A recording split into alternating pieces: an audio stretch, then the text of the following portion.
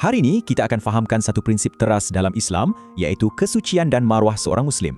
Okey, jom kita mulakan. Apa sebenarnya 3 perkara suci milik seorang Muslim yang wajib kita jaga?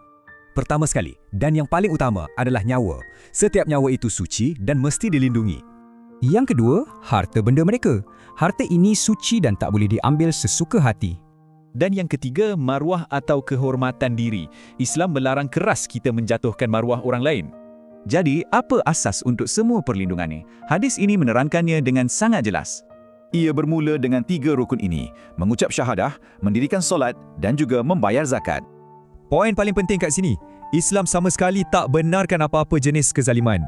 Maknanya, setiap Muslim ada hak untuk hidup dengan aman dan nyawa serta harta mereka selamat. Tapi kan, macam mana kita nak kaitkan ni dengan hidup kita seharian? Jom kita tengok contoh. Ini contoh yang bagus. Ia tentang hormat dalam interaksi kita, walau sekecil mana pun.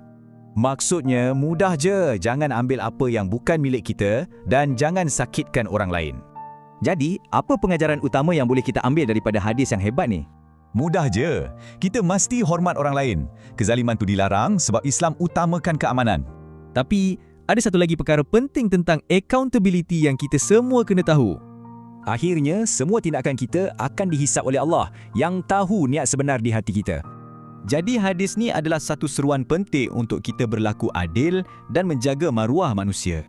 Persoalannya untuk kita semua renungkan macam mana kita boleh amalkan semua ini hari ini.